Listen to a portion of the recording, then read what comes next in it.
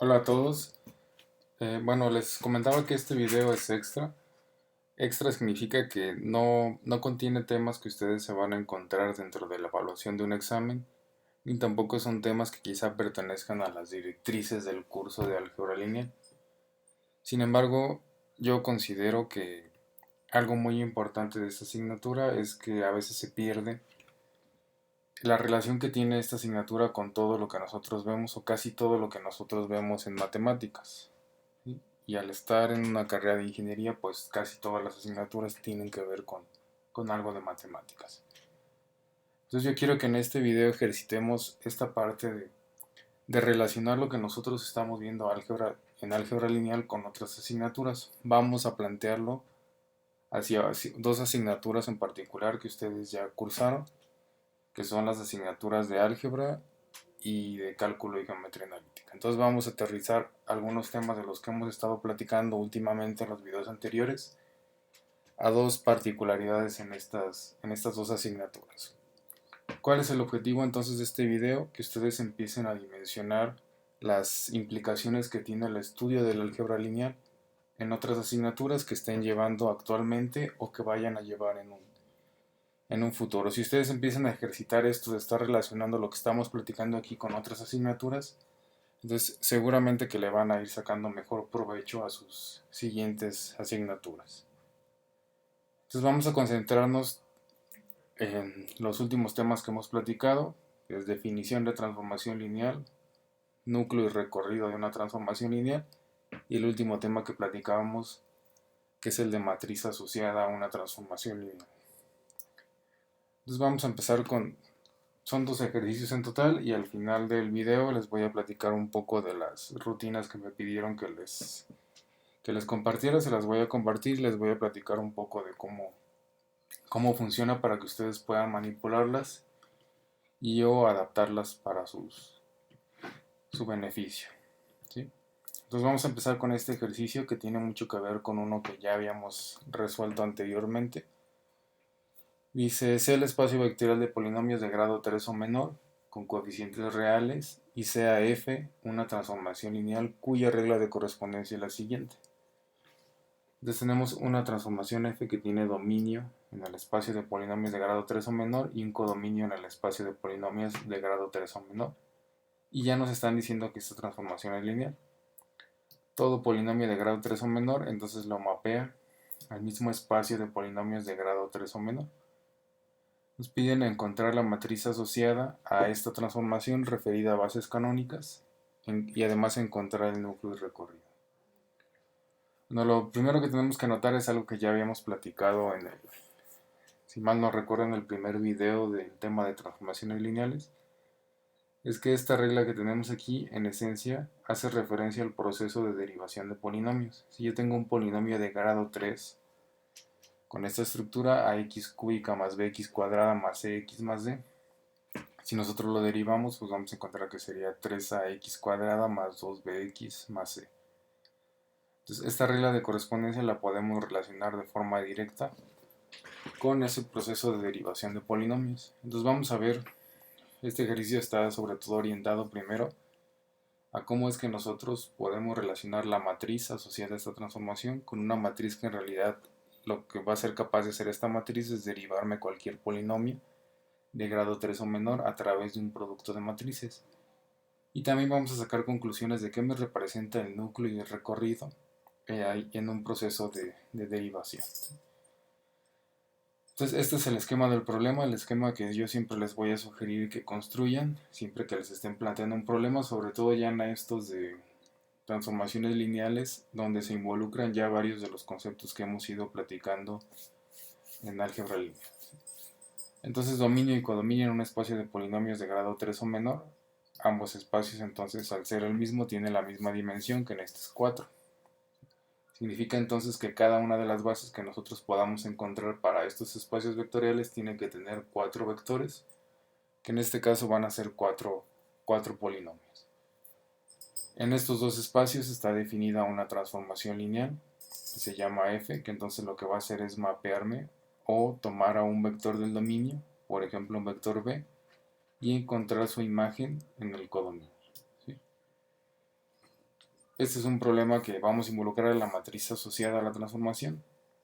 Entonces este mapeo que yo tengo aquí lo puedo hacer mediante la regla de correspondencia, que sí la conocemos, o puedo trabajar con una matriz asociada a la transformación, que en este caso me va a mapear un vector de coordenadas referido a una base A del dominio, lo va a mapear a un nuevo vector de coordenadas referido a una base B del codominio, y este vector de coordenadas ya no va a ser del vector B, sino de la imagen de B respecto a la transformación F. Entonces vamos a resolver primero el inciso 1.1, donde nos piden encontrar solamente la matriz asociada a la transformación F referida a bases canónicas. Entonces, como primer paso siempre va a ser identificar las bases a las cuales yo quiero referir esta matriz asociada a la transformación.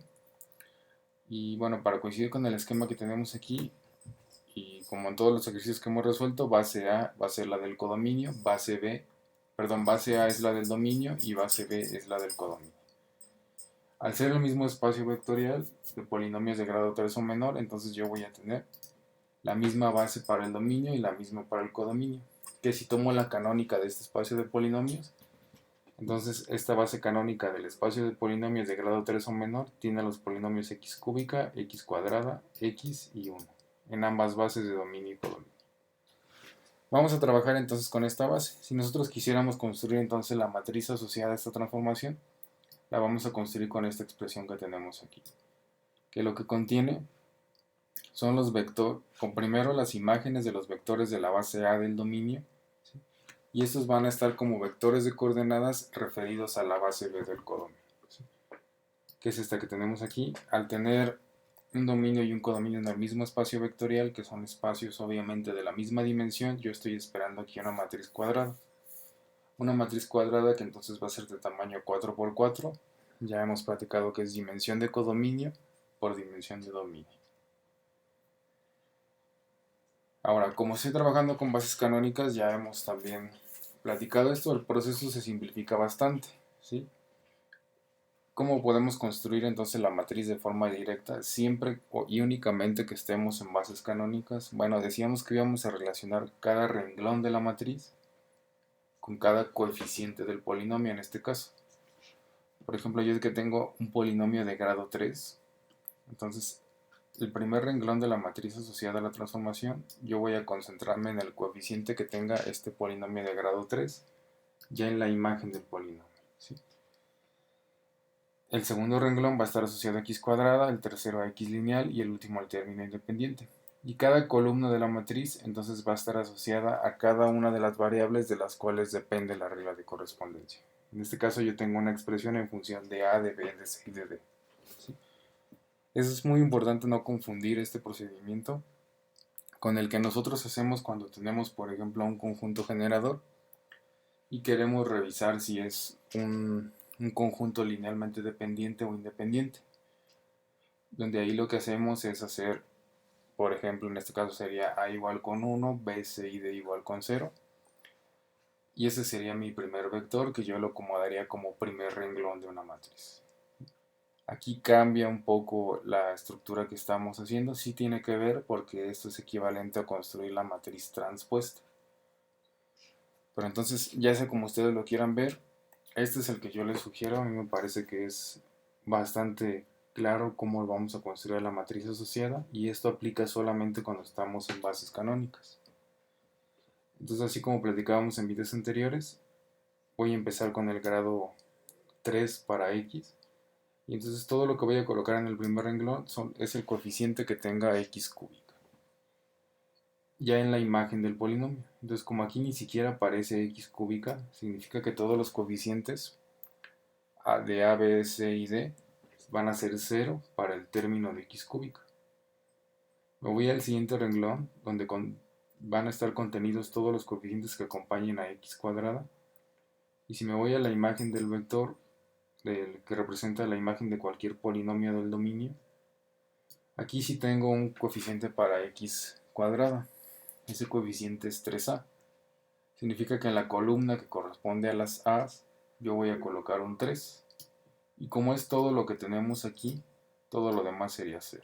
¿Sí? Si aquí yo, por ejemplo, tuviera 3a más b más 2c, Entonces estaría colocando 3, 1 y 2. Para el siguiente renglón, coeficientes de x lineal, otra vez si aparece aquí, solamente tengo 2b. Entonces en la columna de b coloco 2 y en todo lo demás tendría que colocar 0. Entonces tengo 0 para a, 2 para b, 0 para c y 0 para d. Finalmente en término independiente solamente tengo c. Entonces todo lleva 0 menos la columna que corresponda a c. Y de esta manera construyo una matriz de 4×4 que ya es la matriz asociada a la transformación S referida a bases canónicas. ¿Sí? Si yo hago el procedimiento de hacer unos y ceros todas las variables de las cuales depende la regla de correspondencia, tengo que tener en mente que voy a colocarlas como columnas, ¿sí? Porque ahí lo que estoy haciendo son las imágenes de la base canónica. Y así como me dice aquí esta expresión, cuando yo trabajo con las imágenes de la base, las tengo que colocar como columnas.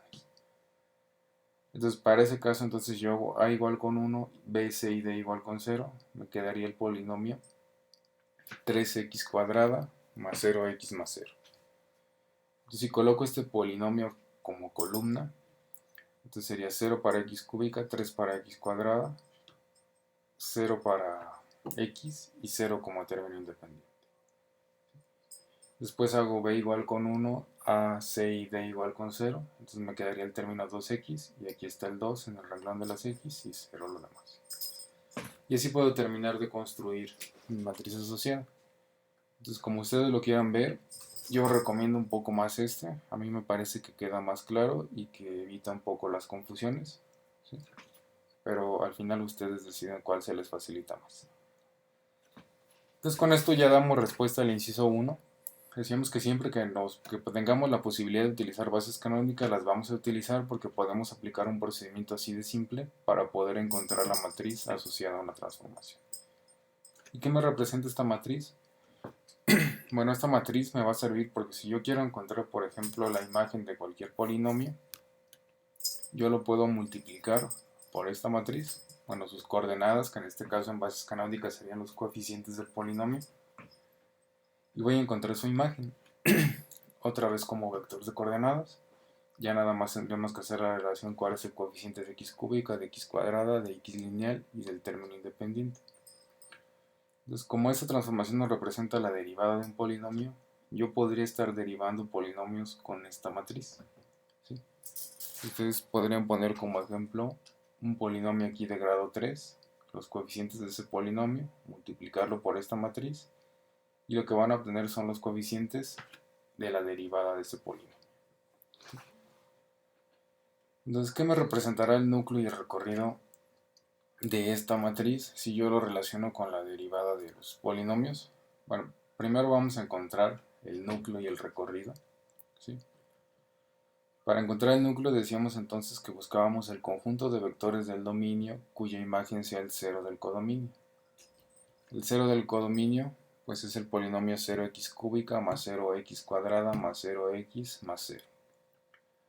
Entonces ya sé que al final me va a quedar un sistema de ecuaciones. Si yo tomo la regla de correspondencia que tengo aquí arriba y lo igualo a ese polinomio, pues voy a tener un sistema de ecuaciones que además de ser lineal es un sistema homogéneo. Homogéneo porque siempre va a estar igualado del lado derecho del sistema a un cero. Entonces yo puedo plantear ese sistema de ecuaciones de forma matricial de esta manera, donde lo que estoy haciendo es entonces tomando la matriz asociada a la transformación, multiplicándola por unos coeficientes genéricos para que representen a cualquier polinomio del dominio, y lo estoy igualando al cero del codominio, que tiene coeficientes 0, 0 y 0 para cada uno de los términos del polinomio. Entonces, si yo resuelvo este sistema de ecuaciones, lo que voy a encontrar es el núcleo de esta transformación lineal.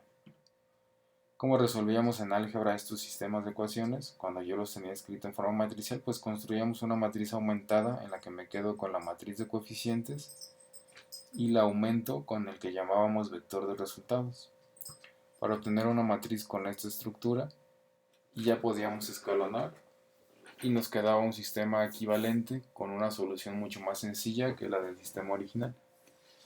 En realidad aquí al tener tan pocos coeficientes distintos de cero y al ser un sistema homogéneo, igual lo podemos resolver de muchas otras formas, hasta de forma solamente por inspección visual, igualándolo aquí a cero, podríamos llegar a la misma conclusión que vamos a llegar acá.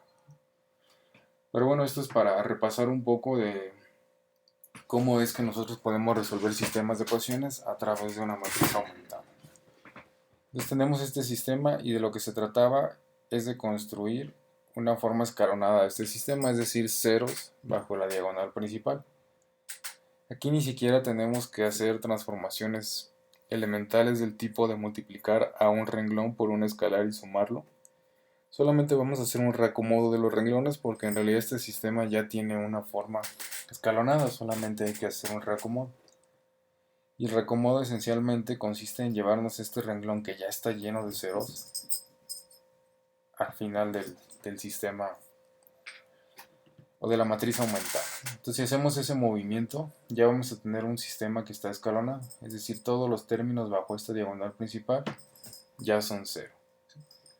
Y entonces tengo ese sistema equivalente, que si yo lo traslado o lo reescribo más bien ya como sistema de ecuaciones, esta es la columna que está relacionada con la variable a.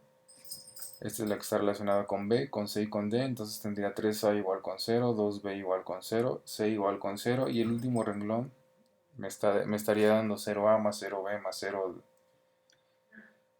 más 0d igual con 0. Entonces las conclusiones que yo puedo sacar de aquí es que a es igual con 0, b es igual con 0, c es igual con 0. Al ser esos 3 0, entonces mi última ecuación solamente me dice 0d igual con 0. Aquí tenemos que recordar de álgebra que cuando yo terminaba de escalonar mi matriz aumentada y aquí llegaba a un 0, un renglón completamente lleno de ceros, incluido el término de los resultados, es decir, cuando aquí llegaba a un 0 igual con 0, hablaba de una indeterminación, es decir, que el sistema era compatible indeterminado.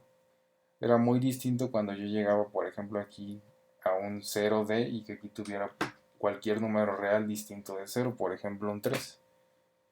Ahí si yo intento despejar a D, tengo un cociente de un número real distinto de 0 entre 0. ¿Sí? Eso no existe. Entonces ahí ya hablaba de una incompatibilidad, es decir, que el sistema no tenía solución.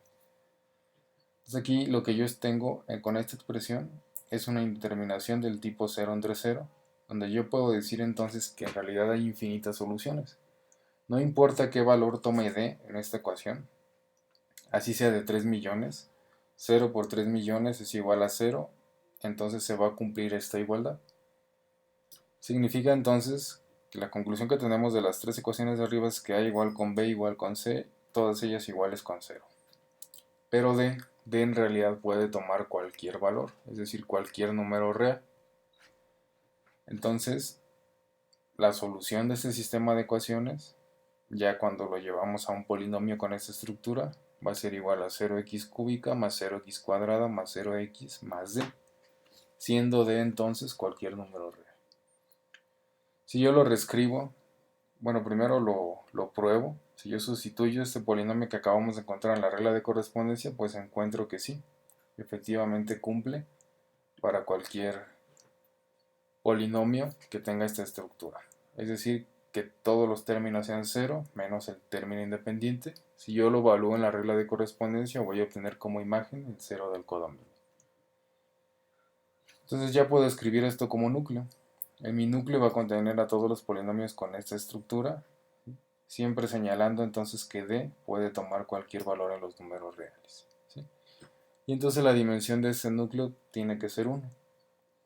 Porque 1, bueno, al depender esto nada más de una variable, si yo quiero sacar una base de este espacio vectorial, que ya sabemos que es un espacio vectorial, tendré que hacer, por ejemplo, D igual con 1 y voy a obtener un polinomio que nada más tiene un término independiente y que es igual a 1. Entonces eso ya es una base de este espacio vectorial. Mi base nada más tiene un elemento, entonces es de dimensión 1. ¿Sí? Bueno, y aquí lo interesante es que nos dice esto si interpretamos a f entonces como la derivación de polinomios, a esta transformación como la derivación de polinomios. ¿Qué nos dirá este núcleo? Bueno, yo estoy encontrando que todo polinomio que tenga 0 como coeficiente de x cúbica 0 como coeficiente de x cuadrada, 0 como coeficiente de x lineal y cualquier número real como término independiente. Si yo lo evalúo en la regla de correspondencia, eso me va a dar como resultado el 0 del codominio. ¿Sí? ¿Qué significa esto si yo ahora hago la relación que tiene esta transformación con la que estamos trabajando con la derivación de polinomios? Pues lo que estoy encontrando es que la derivada de todo polinomio que nada más tenga término independiente distinto de 0 va a ser 0. ¿Sí? En palabras más simples, pues que la derivada de una constante es 0. ¿Sí? La derivada de una función donde tenemos un término en el cual no se está multiplicando la variable de la cual depende la función. Entonces si derivamos esto nos va a dar igual con 0. Entonces esta es una conclusión que nosotros podemos sacar del núcleo, ¿sí? A través de una transformación que ya conocíamos de una asignatura anterior. Aquí estamos demostrando con álgebra lineal, podemos decirlo así, por qué la derivada de una constante es igual con 0. Y algo así podemos interpretar del recorrido. Antes de hacer la interpretación, pues vamos a encontrar el recorrido y vamos a utilizar la relación que habíamos platicado en el video anterior de matriz asociada. Decíamos que existe una relación entre la matriz asociada a la transformación y el generador del recorrido. Decíamos que en esencia era la misma matriz, pero transpuesta. ¿Cómo llegábamos a esa conclusión? Bueno, si nosotros quisiéramos construir la matriz asociada a la transformación, tendríamos que colocar como columnas las imágenes de los vectores de la base del dominio. Si nosotros quisiéramos un generador del recorrido, entonces tendríamos que colocar o que primero calcular las imágenes de los vectores de la base del dominio y para evaluar su dependencia lineal colocábamos esos vectores como renglones de una matriz para empezar a escalonar. Entonces si nosotros trabajamos con la matriz transpuesta de esta matriz asociada a la transformación, estaríamos trabajando con esa misma matriz que nos permitía entonces evaluar la dependencia lineal de un generador. Entonces transponemos la matriz, llegamos a esta y pues ya está escalonada, ¿no? En realidad ya no tenemos nada que hacer aquí. Si yo la intento escalonar o hacer ceros bajo la diagonal principal, pues me doy cuenta que ya todos los elementos bajo la diagonal principal son 0. ¿Qué podría hacer entonces como transformaciones elementales? Bueno, podría dividir el primer renglón entre 3, el segundo entre 2, el tercero entre 1. Bueno, el tercero ya no es necesario dividirlo entre 1. Ya tenemos una unidad aquí, ¿no? Entonces esto lo hago solamente para obtener vectores de mi base que sean más simples y que se parezca a lo que es una base canónica de un espacio vector. Entonces si yo hago estas transformaciones elementales, voy a llegar a esta matriz y otra vez hacemos la relación. Esto era para x cúbica, esto era para x cuadrada, x lineal y término independiente. Entonces si hacemos esa relación, voy a obtener que mi base, la base del recorrido, pues solamente contiene estos tres polinomios que son x cuadrada, x y 1. ¿Sí? Nosotros de entrada ya esperábamos tener un recorrido de dimensión 3. ¿Por qué de dimensión 3? Porque nosotros sabemos que la dimensión del dominio es igual a la dimensión del núcleo más la del recorrido. Yo sé que mi dimensión del dominio es igual a 4, algo que establecimos aquí. La dimensión del núcleo ya encontramos que es 1, eso me indica que la dimensión del recorrido tiene que ser 3. Y esto lo compruebo si yo reviso que la base que estoy encontrando para el recorrido pues tiene 3 vectores o 3 polinomios. Y aquí lo único que me resta es hacer combinación de lineales con esta base para encontrar entonces al subespacio vectorial que en este ejercicio hace función de recorrido de la transformación. ¿Sí? Bueno, y si hacemos la combinación lineal, entonces necesitamos tres escalares que salen del campo, en este caso de los números reales. Vamos a utilizar las letras griegas alfa, beta y gamma, como acostumbramos a hacerlo. Y entonces el escalar alfa va a multiplicar al primer polinomio, beta al segundo polinomio y gamma al tercer polinomio. Si desarrollamos esta expresión, entonces tendríamos un polinomio de grado 2 que va a ser igual a alfa x cuadrada más beta x más gamma, de tal manera que alfa, beta y gamma pues pertenezcan al conjunto de los números reales. Nuevamente, ¿qué pasa si interpretamos a esta transformación f como lo que es la derivación de un polinomio de grado 3. Bueno, aquí lo que estamos encontrando es que el recorrido de esta transformación, o lo que significa el recorrido, que es el conjunto de todas las imágenes del dominio, pertenece a un espacio de polinomios de grado 3 o menor, pero solamente va a contener aquellos que tengan un grado 2 o menor a 2, ¿sí? Es decir, a pesar de que todo el codominio de la transformación esté en un espacio vectorial de polinomios de grado 3 o menor, solamente, siempre que volvemos a la transformación f, solamente vamos a encontrar polinomios de grado 3. Y eso es precisamente lo que nosotros esperamos cuando estamos derivando un polinomio. De entrada vamos a esperar un polinomio que va a tener un grado menor al cual estamos derivando, ¿sí? Y esto lo podemos interpretar a través del recorrido. El recorrido de esta transformación me está indicando exactamente lo mismo. Si yo parto de un polinomio de grado 3, voy a obtener entonces un polinomio de grado 2. ¿Sí? Si yo parto de un polinomio de grado 2 que también puede pertenecer a un espacio de polinomios de grado 3 o menor, pues voy a obtener un polinomio de grado 1. Y eso se debe a que el núcleo de un proceso de derivación es un núcleo de dimensión 1. Eso le está quitando una dimensión al recorrido, para que se cumpla entonces la relación de que la dimensión del dominio tiene que ser igual a la dimensión del núcleo más la dimensión del recorrido. Entonces este es un ejemplo de cómo podemos interpretar lo que es el núcleo y el recorrido a una función que nosotros ya hemos venido trabajando desde antes, como es en este caso la derivación de polinomios. También podemos platicar un poco de cómo es que se puede construir una matriz que me permite entonces derivar una función, en el entendido de que entonces cuando yo multiplique esta matriz por un polinomio que pertenezca al dominio de la transformación, en realidad lo que estoy haciendo es evaluando ese polinomio dentro de esa transformación, y lo que voy a obtener entonces es la imagen. Entonces aquí podemos empezar a platicar también que el producto de matrices en realidad lo que me representa pues puede ser una composición de funciones o la evaluación de una función para ciertos datos de entrada, que en esencia pues es también una composición de funciones. Entonces de eso se trataba este ejemplo. Nosotros entonces podemos tomar siempre a esta transformación, que es la derivada, para poder estarla relacionada con conceptos que vamos a ir viendo en el curso, y lo vamos a volver a retomar en otros temas más avanzados. De momento vamos a terminar aquí el ejercicio. Con eso en mente, el núcleo, entonces lo que me está diciendo de la derivada de un polinomio es que la derivada de toda constante va a ser 0, ¿sí? Es decir, cualquier polinomio que todos sus coeficientes sean 0 menos el término independiente me va a dar como resultado 0. Y que el recorrido de esta transformación que representa la derivada pues me está diciendo que siempre voy a tener un polinomio de un grado menor del cual estoy derivando. Vamos a pasar al siguiente ejercicio. En este ejercicio vamos a trabajar ahora con sistemas de ecuaciones lineales. Este tiene que ver mucho con la asignatura de álgebra. Y nos vamos a concentrar nuevamente utilizando el tema de matriz asociada, el tema de núcleo y el tema de recorrido.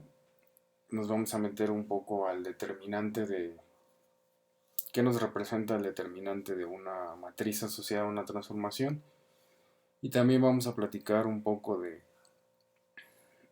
cómo podemos nosotros encontrar un subespacio vectorial que me garantice que mi sistema de ecuaciones lineales va a tener solución. Un poco de lo que les puse como ejercicio extra en su examen de espacios vectoriales. Vamos a platicar también sobre eso. Entonces este es un problema donde partimos de un espacio vectorial R2. Ya conocemos bien a R2.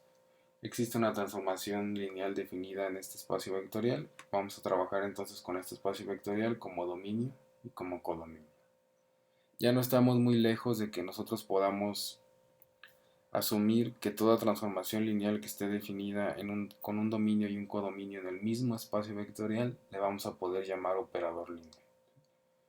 Todavía no entramos al tema de operadores lineales, pero ya no estamos muy lejos y ya se puede entender de qué va el concepto de un operador lineal. Entonces, en resumen, un operador lineal es toda transformación lineal que tenga un dominio y un codominio en el mismo espacio vectorial.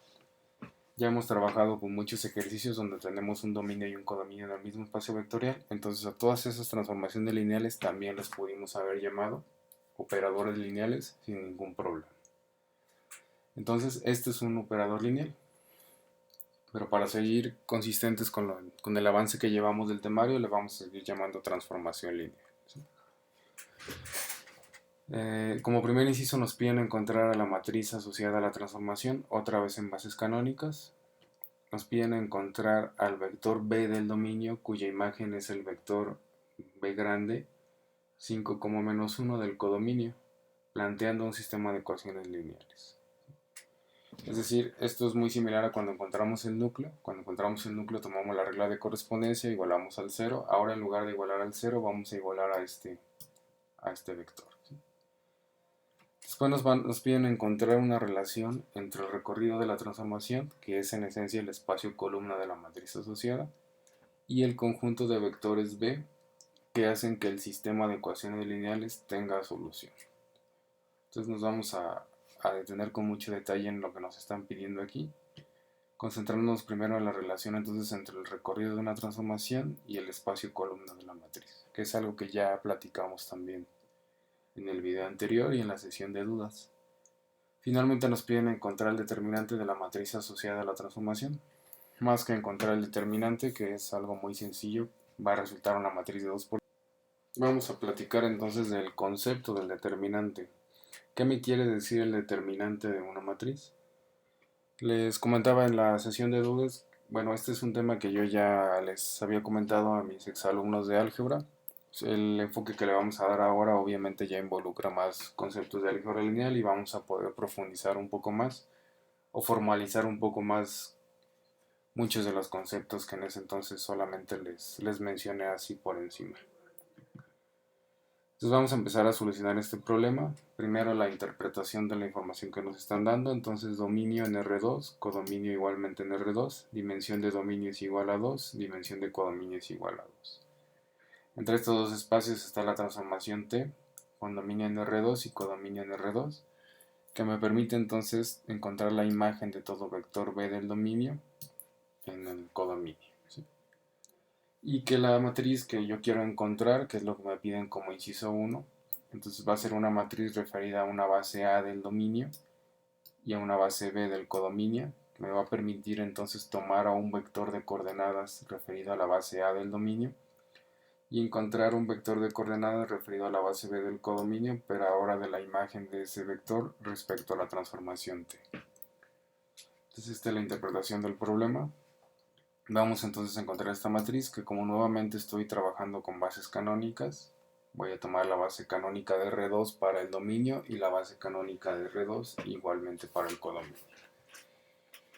Y esa sería la expresión para construir la matriz de modo tradicional, pero vamos a utilizar el procedimiento simplificado porque estamos trabajando con bases canónicas. Entonces mi procedimiento simplificado me dice: ahora ya no estoy trabajando con polinomios, sino con arreglos de números reales. En este caso un arreglo de dos números reales. Entonces así en polinomio lo que hacíamos era cada renglón asociarlo al coeficiente que tenía x cúbico, por ejemplo, después el de x cuadrado, después el de x, finalmente el del término independiente. Aquí lo que yo voy a hacer, si sigo el isomorfismo que existe de polinomios a espacios vectoriales de arreglos de números reales.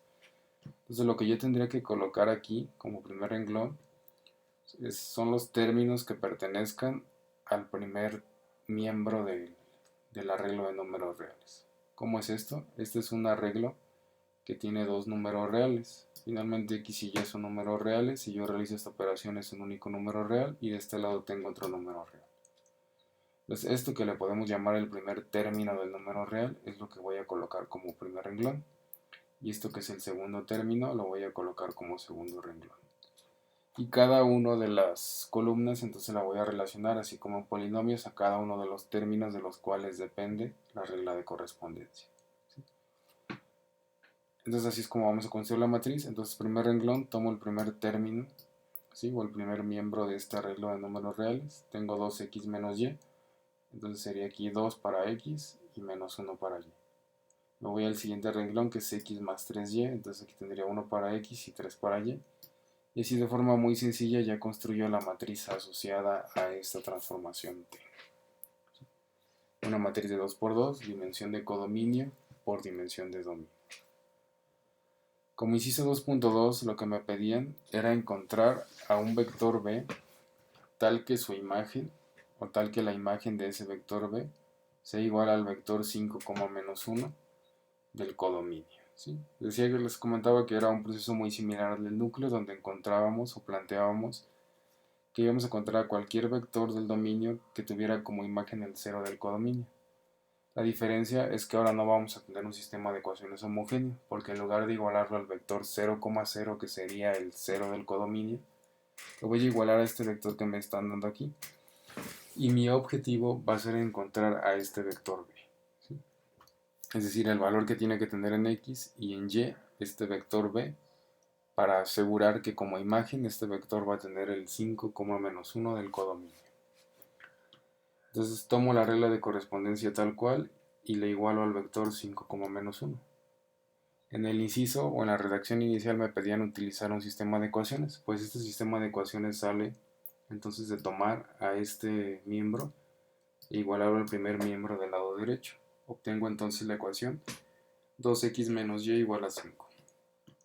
Y mi segunda ecuación va a ser el segundo miembro que tengo aquí, igualado a este segundo miembro. Voy a obtener entonces la ecuación x más 3y igual a menos 1. Y este es un sistema de ecuaciones, así como los muchos que ustedes vieron en su asignatura de álgebra. Y algo que usualmente se hacía en álgebra para resolver este tipo de sistemas, así como lo hicimos en el ejercicio anterior, pues era escribirlo en forma matricial. En forma matricial entonces decíamos que primero se construía una matriz de coeficientes, donde vamos a colocar entonces todos los coeficientes del sistema de ecuaciones, todos los que acompañan a x y a y en este caso, y nos salía esta que era la matriz de coeficientes del sistema de ecuaciones. Después esta matriz la multiplicábamos por un vector de incógnitas. En este caso, este vector va a incluir a las incógnitas del problema, que son x y y. Acuérdense que estábamos buscando a las componentes del vector b, cuya imagen sea el vector 5, menos 1 del codominio.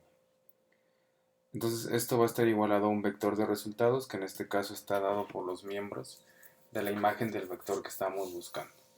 ¿Sí?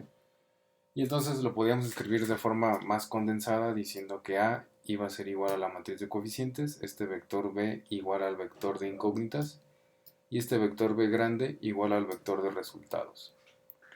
Y entonces tenemos una ecuación ya muy compacta, donde tengo matriz por vector igual a vector. Y usualmente lo que hacíamos para resolver esto, pues era llevarnos esta matriz del lado derecho, y decíamos coloquialmente que íbamos a multiplicar por la inversa de A al vector de resultados, y ya íbamos a resolver el sistema para encontrar las componentes de x y y. ¿Sí? Esto se parece mucho, nosotros podemos empezar a establecer relaciones. Bueno, primero, si lo resolvemos, pues vamos a encontrar que su solución es x igual a 2 y y igual a menos 1. ¿Sí? El vector que estamos buscando entonces es igual a este.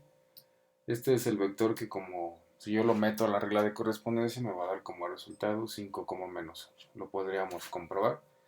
Más que encontrar este vector, lo que queríamos era construir este sistema de ecuaciones para empezar a sacar conclusiones de muchas cosas que ustedes ya platicaron en su asignatura de álgebra. ¿Sí?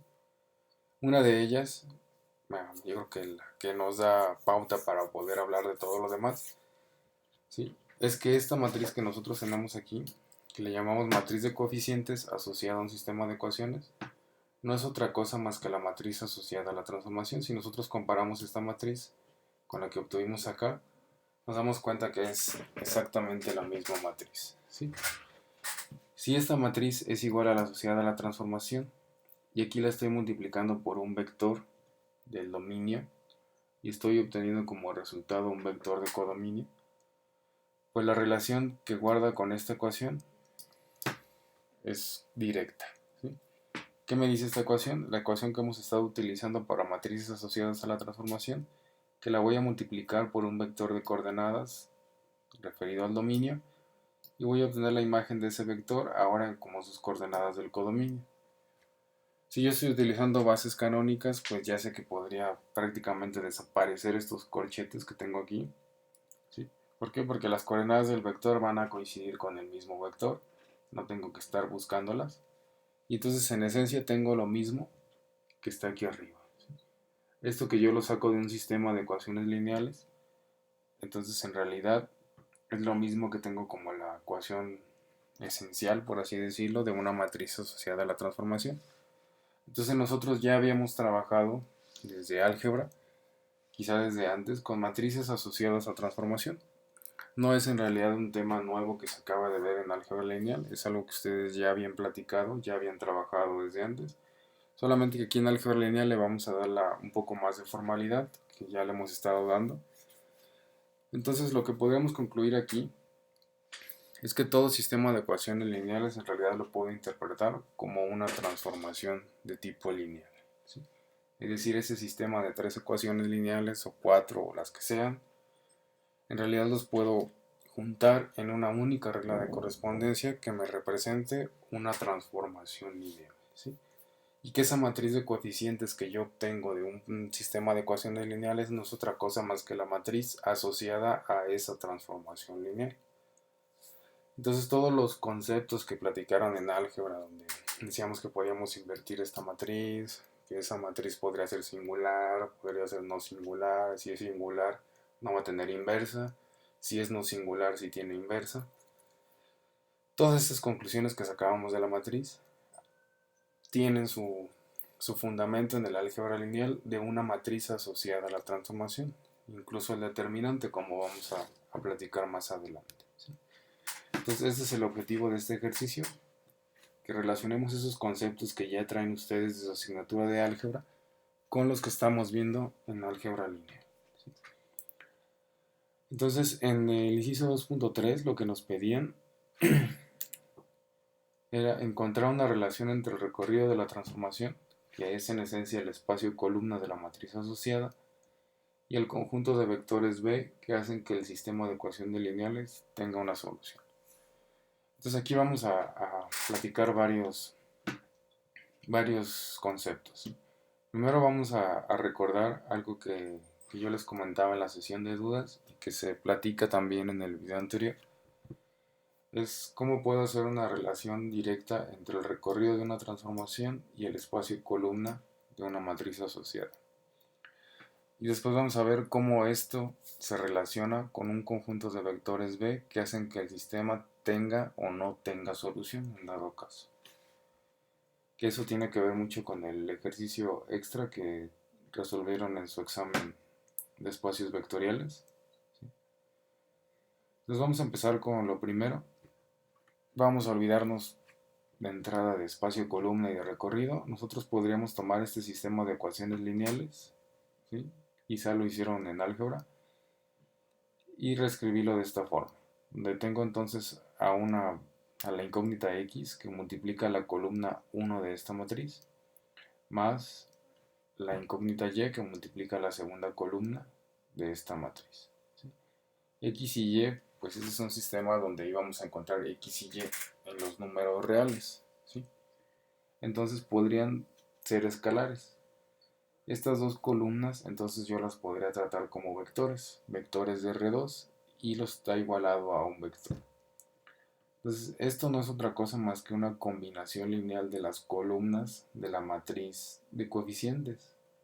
Que la matriz de coeficientes, al ser la misma que la matriz asociada a la transformación, entonces esto no es otra cosa más que el espacio columna de la matriz asociada a la transformación, ¿sí?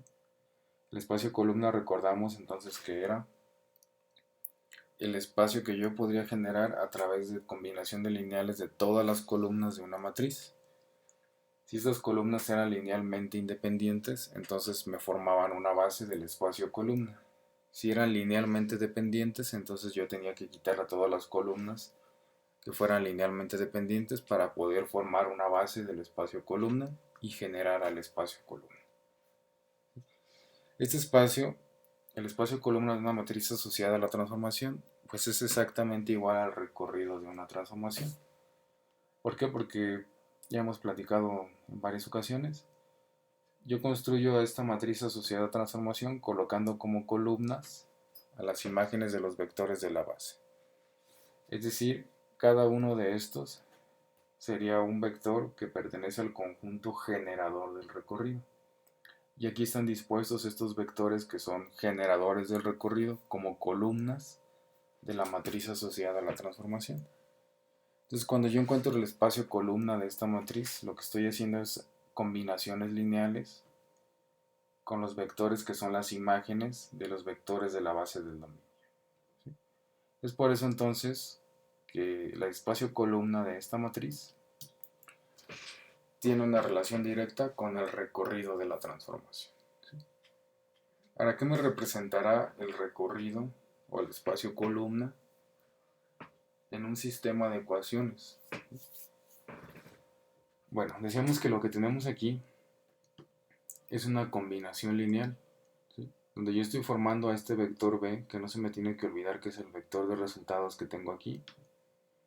Lo estoy formando como combinación lineal de las columnas de la matriz asociada, ¿sí?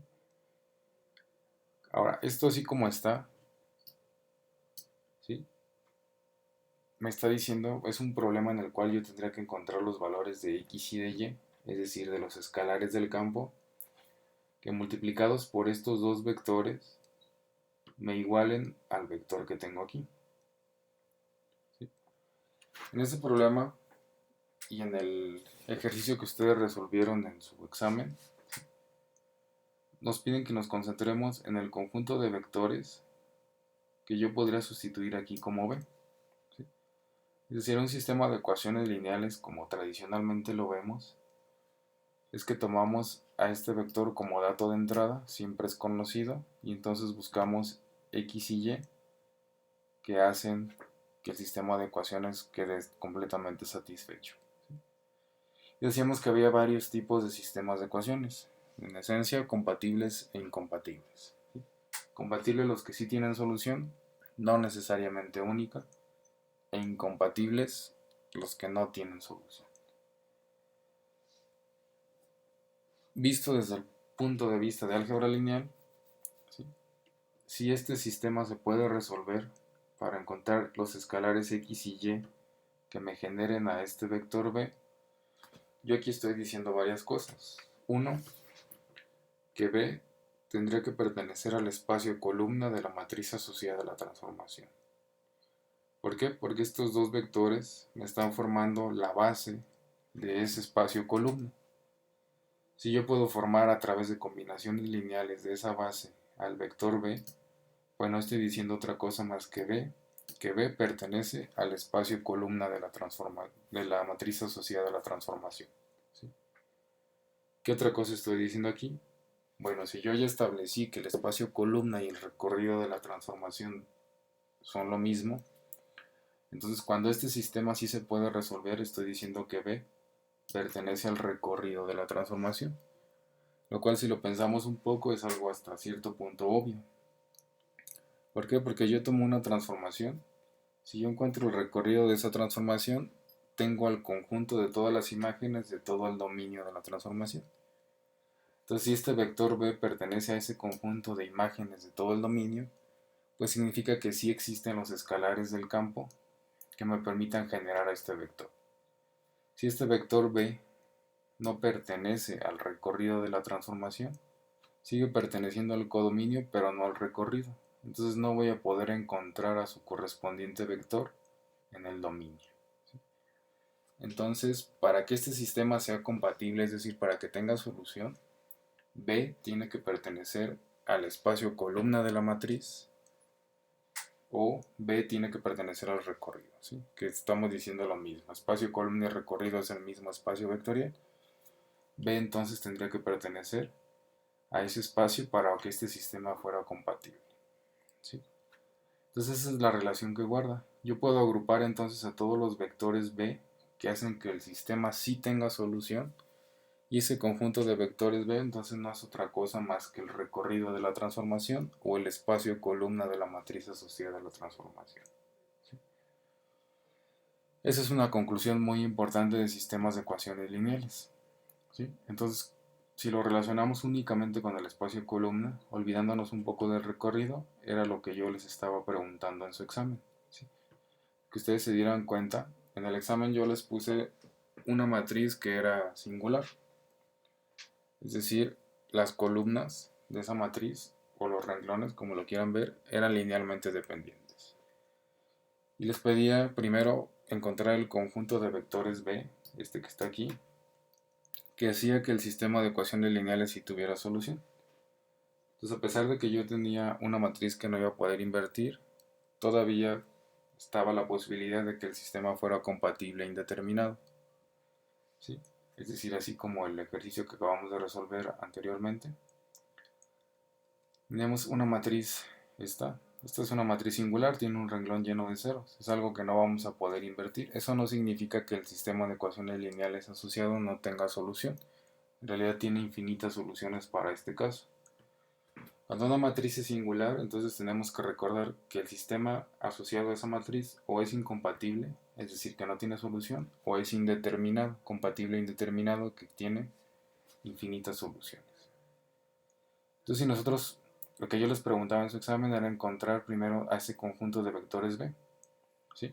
Si ustedes tienen que relacionarlo con el espacio columna y decir que para que ese sistema tuviera solución, este vector entonces se tendría que formar por combinación lineal de todas las columnas de esa matriz. Después les preguntaba si eso era un subespacio vectorial, entonces se tendría que comprobar cerradura para la suma y cerradura para multiplicación por escalar. Y nos vamos a dar cuenta que sí se forma un subespacio vectorial. Eso era planteado con conceptos de espacios vectoriales. Ahora que ya sabemos qué es el recorrido, que sabemos que B, que el conjunto de todos los vectores que hacen que este sistema sí tenga solución, pues es el recorrido de la transformación. Ya sabemos que el recorrido de la transformación es un subespacio. Entonces aquí empezamos a sacar conclusiones ya más interesantes de sistemas de ecuaciones lineales. Otra conclusión importante, ¿sí?, es que nosotros podemos también meter aquí una relación entre el núcleo y el recorrido. Si yo trato de invertir esta matriz, me voy a dar cuenta que se trata de una matriz no singular, una matriz que sí se podría invertir. Eso significa que estos dos renglones o estas dos columnas son linealmente independientes, ¿sí?, que el espacio columna y el espacio renglón de esta matriz son de dimensión 2, por lo tanto el rango de la matriz es de 2. Y como el rango de la matriz es igual al orden de la matriz, entonces estoy hablando de una matriz que sí se podría invertir. Es decir, que sí me da solución única. Cuando yo tengo una matriz así, con esas características, ¿sí?, si nos concentramos en la dimensión del espacio columna, otra cosa que estoy diciendo es que la dimensión del recorrido pues es igual a 2, que es la dimensión de ese espacio columna. Significa que la dimensión del núcleo tiene que ser esencialmente igual a 0 para poder cumplir la relación que existe, que dimensión de dominio tiene que ser igual a la dimensión del núcleo más la del recorrido. ¿Qué significa eso? Que cuando yo tengo una matriz que sí se puede invertir, tengo un núcleo de dimensión 0. ¿Sí? Y cuando yo tengo una matriz que no se puede invertir, estoy hablando de que la dimensión del núcleo es cuando menos 1. Podría ser en algún problema que tenga una dimensión mayor a 1. ¿Sí? Entonces, a través del núcleo de una transformación nosotros podríamos saber si una matriz se puede invertir o no se puede invertir. Si yo tengo un núcleo que no es de dimensión 0, estoy diciendo que la matriz no se puede invertir. Esto lo vamos a retomar en el tema de transformación inversa, donde saber la dimensión del núcleo nos va a permitir entonces concluir si una transformación lineal tiene inversa o no tiene inversa. ¿Sí? Bueno, entonces en resumen, para lo que nos sirve este ejercicio, 1, para volver a retomar y establecer y ya dar por hecho que, que el espacio columna de la matriz asociada a una transformación es igual al espacio vectorial que hace función de recorrido de la transformación. En sistemas de ecuaciones lineales, entonces la conclusión sería que para que este sistema tenga solución, no necesariamente única, sino podría ser infinitas soluciones, es que este vector de resultados tiene que formarse como combinación lineal de las columnas de la matriz, es decir, que este vector de resultados tiene que pertenecer al recorrido, que es igual al espacio columna de la matriz. Si no pertenece al recorrido, entonces este sistema de ecuaciones no va a tener solución. Esto lo vamos a volver a retomar cuando estemos platicando de la deducción de la ecuación de mínimos cuadrados, que se basa en esto esencialmente.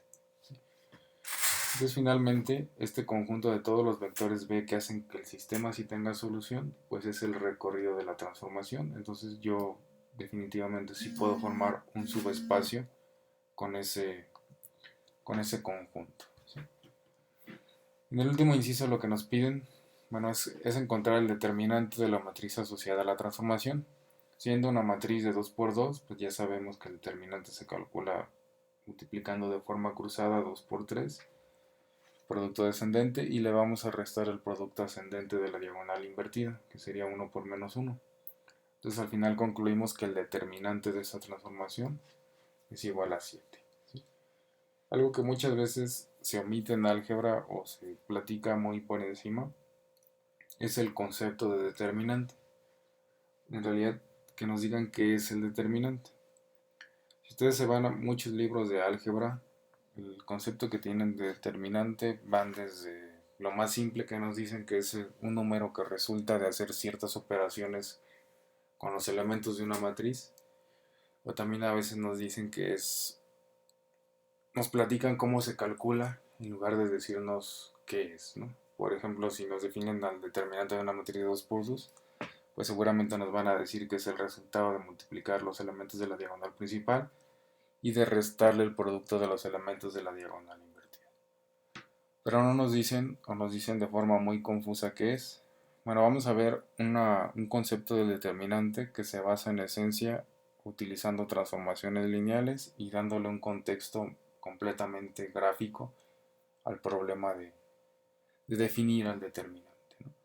Entonces para eso nos vamos a apoyar de interpretar algunos vectores, qué les pasa antes y después de la transformación.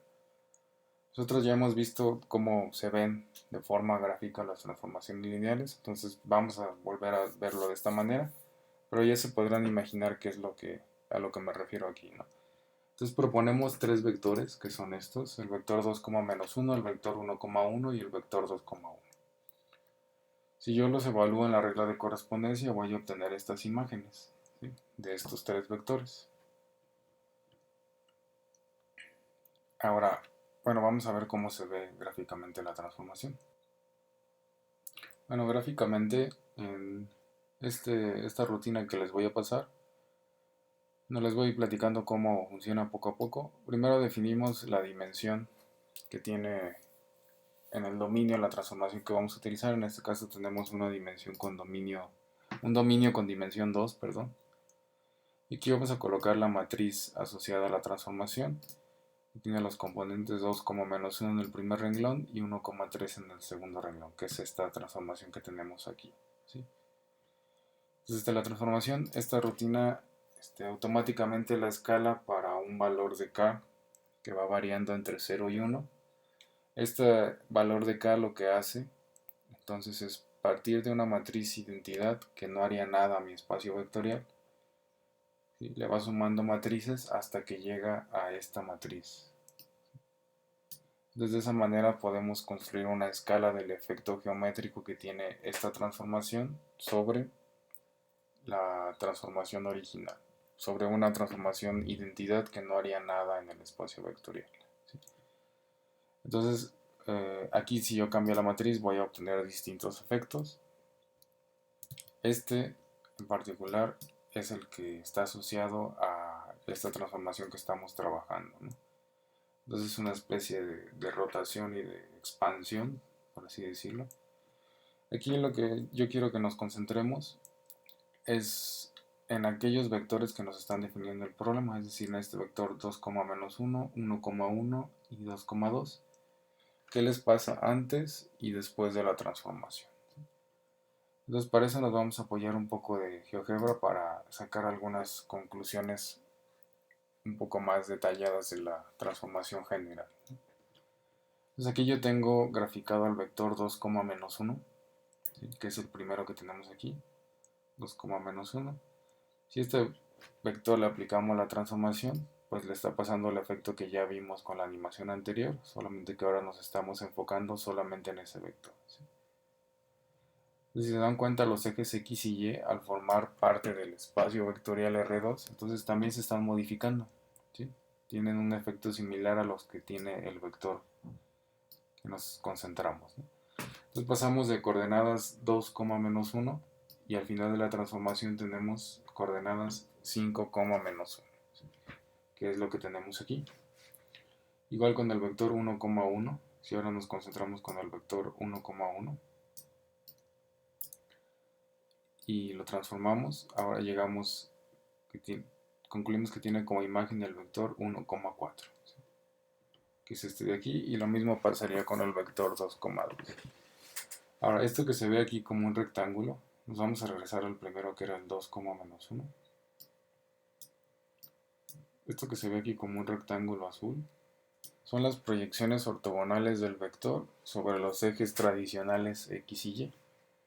¿Sí? Aquí yo estoy formando un cuadrilátero, ¿sí? Un cuadrilátero que si yo le calculo el área, pues al tener, digamos, una base de 2 y una altura de 1, tiene un área de 2, ¿no? Entonces vamos a pedirle aquí a GeoGebra que nos marque el área que tiene antes de la transformación. Si ahora nosotros le aplicamos la transformación, pues nos damos cuenta que este crece. Indudablemente el vector crece. Si yo vuelvo a encontrar las proyecciones que tiene sobre los ejes X y Y, que también ya se modificaron, voy a encontrar que tiene un área de 14. Entonces partimos de un área de 2, concluimos en un área de 14. ¿Sí? Para el otro vector, que es el vector 1,1, entonces si yo calculo su área antes de la transformación, pues evidentemente es 1, base de 1, altura de 1. Después de la transformación pasamos a un área de 7. Es decir, si yo encuentro sus proyecciones sobre los nuevos ejes y le calculo el área del cuadrilátero resultante, ese cuadrilátero tiene un área de 7. Entonces pasamos de un área de 1 a un área de 7. Y el último vector, que es el 2,2, pues inicialmente tiene un área de 4. Si yo encuentro su imagen y calculo qué valor tiene ahora en el área, pues tiene un área de 28, ¿sí? Entonces pasamos de un área de 4 a un área de 28. ¿Por qué estamos haciendo eso? Bueno, si yo tabulo estas áreas, que son las mismas que acabamos de ver en GeoGebra, para el vector 1 paso de un área de 2 a un área de 14, vector 2 paso de un área de 1 a un área de 7, y del vector 3 un área de 4 a un área de 28, ¿sí? Si yo les preguntara qué relación podemos encontrar entre estos dos valores, es decir, el área antes de la transformación o el área original y el área al aplicar la transformación, ¿sí? Pues ustedes se darán cuenta que todas están afectadas por un mismo factor, ¿sí? Es decir, si yo multiplico a este 2 por 7, me va a dar 14, 1 por 7 me va a dar 1, y 4 por 7 me da 28. Y así queda la sensación de que si yo sigo proponiendo vectores, va a estar pasando exactamente lo mismo. Y es correcto, ¿sí? No importa qué vector yo ponga aquí, yo ya podría calcular que el área que va a tener después de la transformación es la misma que tiene aquí, pero afectada por un factor que siempre va a ser 7, sin importar el vector que yo meta aquí, ¿sí? ¿Y a qué se parece ese 7? Pues ese 7 no es otra cosa más que el determinante que calculamos acá, ¿sí? Es decir, que el determinante yo lo puedo interpretar como un factor de escala. En realidad es un escalar, entonces me sirve precisamente para eso, no para escalar algo. A escalar un vector, que el vector puede ser entonces una matriz, una función, un arreglo de números reales, un polinomio, etcétera, ¿no? En este caso me sirve como un factor que me puede hablar de la naturaleza de la transformación, ¿sí? En este caso, cuando yo tengo un determinante de 7, pues me estoy imaginando que mis vectores van a crecer en magnitud, ¿sí? Esencialmente van a crecer en magnitud y que esa magnitud va a ser tan grande como grande sea el determinante, ¿sí? Aquí todos los vectores que propusimos esencialmente crecen en magnitud, aparte de tener otros efectos como pues una cierta rotación y otros efectos que podemos ver en la animación que yo les mostraba acá. En esta animación nosotros podemos ver cómo cualquier puntito o cualquier vector del espacio vectorial R2 está creciendo en magnitud. Si yo ubico el origen, que debe de estar por aquí, voy a activar los ejes para que lo podamos ver.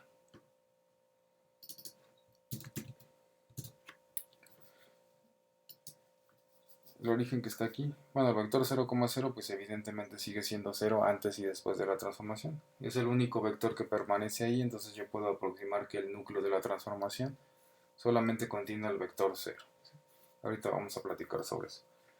Todos los demás vectores, de alguna forma se nota cómo su magnitud crece. Antes de la transformación parten de cierta magnitud, pero cualquier punto que ustedes sigan de la transformación está creciendo, ¿no? Está creciendo en una magnitud, que ahora ya puedo asociarla al determinante.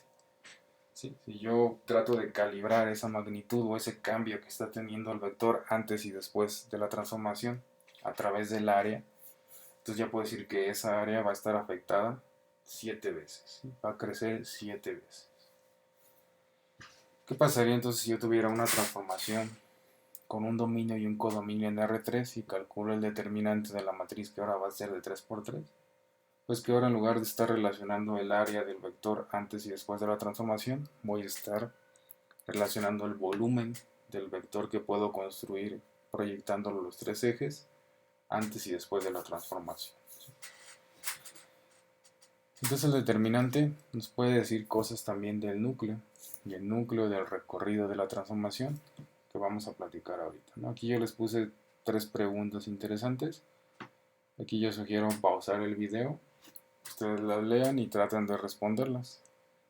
Ya después le vuelven a poner reproducir y vamos a ver si las conclusiones a las cuales llegamos coinciden, ¿sí? La primera pregunta me dice qué indica un determinante igual con 0, igual a 0. Aquí yo tenía un determinante que es positivo, distinto del 0, ¿sí? Yo podría inferir que si este determinante fuera más grande que 7, ¿sí? Pues lo que voy a estar viendo aquí es que se expande mucho más. Es decir, que en lugar de detenerse aquí, el vector seguiría creciendo. Eso es lo que yo podría inferir. Eso para un determinante más grande. Lo podríamos visualizar aquí. Si a esta matriz nosotros la empezamos a modificar de tal forma que tenga un determinante más grande, pues podríamos hacer, ya sabemos que es el producto cruzado. Si me regreso a cómo se calcula el determinante, es 2×3 menos este producto, ¿no? Entonces vamos a hacer que este producto sea más grande, ¿sí? Entonces vamos a hacer más grandes estos dos números. Los vamos a hacer más grandes afectándolo por un escalar de 10, ¿no? O para no meternos en problemas de cambiar el efecto, vamos a multiplicar a toda la matriz por 10, por ejemplo. Si yo la multiplico la matriz por 10, lo que voy a notar es que los vectores crecen mucho más, ¿no? Si un vector que estaba prácticamente muy cercano aquí al vector 0,0 termina estando acá. Y si yo empiezo a hacer este determinante indiscriminadamente grande, pues cada vez se expanden más los vectores, ¿no? A tal grado de que aquí ya casi ni los veo. Tendría que aumentar demasiado la escala para poder ver algo de la animación, ¿no? Ahí empiezo a ver algo para una escala de 20. Eso pasa si yo hago el determinante más grande, sin cambiar la estructura de la matriz, ¿sí? Para que el efecto no cambie. ¿Qué podría esperar yo de un determinante 0? Pues vamos a pensarlo primero acercándonos al 0, ¿sí? Si yo me acerco al 0 significa que me tendría que primero acercar a la unidad, tendría que pasar por la unidad.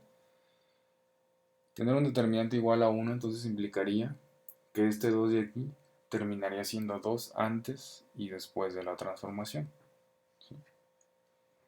Lo mismo esta área de 1 terminaría siendo 1 después de la transformación y esta área de 4 terminaría siendo 4. Eso no implica que no habrá un cambio en el vector. Quizá me está indicando que no habrá mucho cambio, pero sí hay un efecto geométrico que está afectando al vector. ¿Por qué? Porque yo puedo tener determinantes a 1, pero si esa iguales a 1, pero si esa matriz no es la identidad, entonces sí me está haciendo algo geométricamente al espacio vectorial en el que estoy trabajando. ¿Sí? Si yo me acerco a un determinante igual con 0, vamos a pensarlo primero por el lado, ¿qué significa un determinante igual con 0 sobre una matriz cualquiera? Significa que la matriz es singular, es decir, que no voy a poder invertir a la matriz. Si esa matriz está asociada a un sistema de ecuaciones lineales, significa que no voy a encontrar una solución única. Ya platicábamos un poco antes de llegar a esta parte del ejercicio que un determinante igual con 0, entonces me está indicando que el núcleo de la transformación tiene una dimensión cuando menos igual a 1. Es decir, ya no voy a tener un núcleo que solamente contenga el vector 0. ¿Sí? Entonces, si yo tengo en este ejemplo que estamos viendo que es una transformación definida como dominio y codominio en un espacio vectorial de dimensión 2, si yo tengo un núcleo con una dimensión igual a 1, implica que el recorrido tiene que ser de dimensión 1. Geométricamente lo que estaría pasando es una contracción del espacio vectorial. Todo el espacio vectorial se va a terminar comprimiendo a un espacio vectorial de dimensión menor. ¿Sí? Que son los efectos geométricos que vemos que empezamos en un plano y terminamos en una línea. O en dimensión 3, que partimos de un espacio de dimensión 3 y terminamos en un plano, que me representa un espacio de dimensión 2. Eso es lo que pasa cuando tengo un determinante igual con 0. Vamos a forzar entonces a que esta matriz tenga un determinante igual con 0. Y para eso, pues, lo que vamos a hacer es hacer uno de los renglones linealmente dependiente del otro. Entonces, así como está, vamos a ponerle aquí menos 0.5. De tal forma que este renglón, pues, resulta ser linealmente dependiente de este que tenemos aquí, porque si multiplicamos a este por un medio, pues llegamos exactamente a este segundo renglón. Entonces aquí yo tengo un determinante igual con 0. Si yo lo calculo, pues tendría 2 por menos 0.5 va a ser igual a menos 1. Y eso le voy a restar el producto de 1 y menos 1. Me quedaría más 1. Es un determinante igual con 0. Entonces lo que vamos a ver aquí es cómo el espacio vectorial, que en este caso parte de un plano. Bueno, ya déjenme reducirle la escala otra vez. Partimos del plano del espacio vectorial R2 y todo se comprime a una única recta. ¿Sí? Hay una reducción entonces de la dimensión del espacio vectorial. El recorrido es de dimensión 1. Y todo ocurre porque el núcleo ya no es de dimensión 0. ¿No? Aquí sí habrá entonces un conjunto de vectores, ¿sí?, que terminan siendo el vector 0 del codominio. Entonces cuando yo tengo un determinante igual con 0, geométricamente lo puedo relacionar a una contracción del espacio vectorial. ¿Sí? Siempre que yo vea que una matriz asociada a una transformación tiene un determinante igual con 0, ya puedo esperar que el recorrido va a tener una dimensión menor a la del codominio y que mi núcleo va a tener una dimensión cuando menos igual a la unidad. Eso pasaría entonces con determinantes iguales con 0.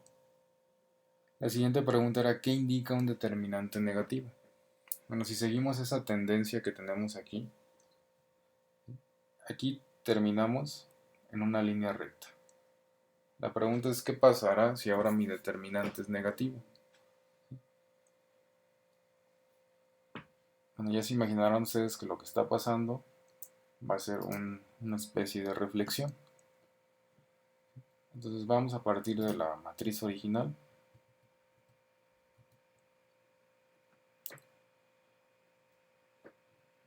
Y vamos a forzar que este determinante pues sea negativo.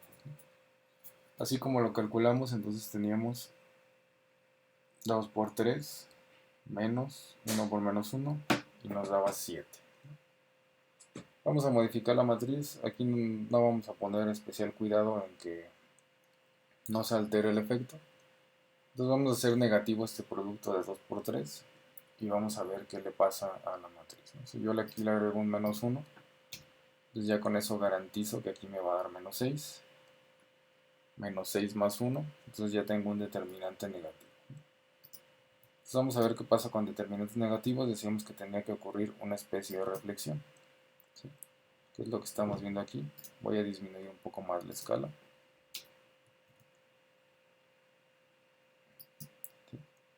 Por reflexión entiéndase que un vector que ocupaba una posición por acá termina estando cambiando de signo sus componentes, ¿no? Entonces llega el punto en el que el espacio vectorial se comprime a una línea recta, que viene siendo más o menos en esta aquí. ¿Sí? Es decir, estamos pasando por un determinante igual con 0. ¿Sí? Cuando termina la transformación no termina en una contracción del espacio vectorial, pero sí pasamos por esa contracción, ¿no? Entonces, al pasar por esa línea recta es cuando hablamos del fenómeno de reflexión. Siempre que ustedes vean que una transformación está generando un efecto geométrico de reflexión, entonces ya podemos esperar que su determinante es negativo. Es decir, que hay un cambio de signo de las componentes. Si nosotros nos vamos a esta representación de la transformación original, ninguno de los vectores que nosotros propongamos va a cambiar de signo. Aquí yo tengo un determinante positivo. Entonces, no importa qué valor le dé aquí, nunca ocurre un cambio de signo debido a la transformación. Siempre nos quedamos, por decirlo así, en el mismo cuadrante del cual partimos. Nunca hay un cambio de signo. Cuando el determinante es negativo, sí que habrá un cambio de signo, sí que vamos a cambiar de cuadrante antes y después de la transformación. Y eso se debe al determinante negativo. Al ser un determinante distinto de 0, me sigue cambiando también la magnitud de los vectores, ¿sí? Los vectores siguen o creciendo o decreciendo en función de ese valor que tenga el determinante. Entonces, esa es otra conclusión que nosotros podemos sacar de determinantes. Entonces, determinantes negativos los puedo asociar a un fenómeno de reflexión. Finalmente nos dice, ¿qué nos podría decir el determinante del núcleo y del recorrido de una transformación? Pues ya lo platicamos con las otras dos preguntas, ¿no? Si yo tengo un determinante igual con 0, indica que la dimensión del núcleo no es 0 y que hay una contracción del espacio vectorial. Ya no voy a tener la misma dimensión en recorrido que en codominio, ¿sí? Si yo tengo entonces un determinante distinto de 0, estoy seguro de que el núcleo de la transformación es de dimensión 0, solamente contiene el vector 0 y no hay tal contracción.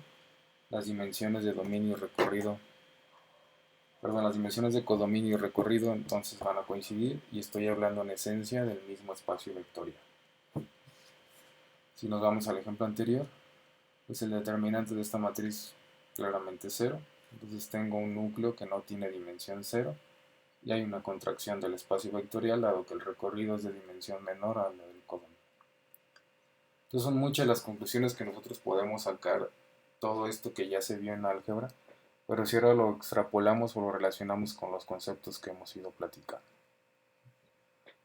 Entonces aquí terminan los dos ejercicios, el resto del video es un poco para platicarles de la rutina, cómo la pueden manipular ustedes para que la mejoren e incluso la podrían utilizar para realizar su proyecto. Yo les sigo sugiriendo un poco matemática para que esté más sencillo el procedimiento de combinar varias transformaciones y proponer geometrías un poco más complejas.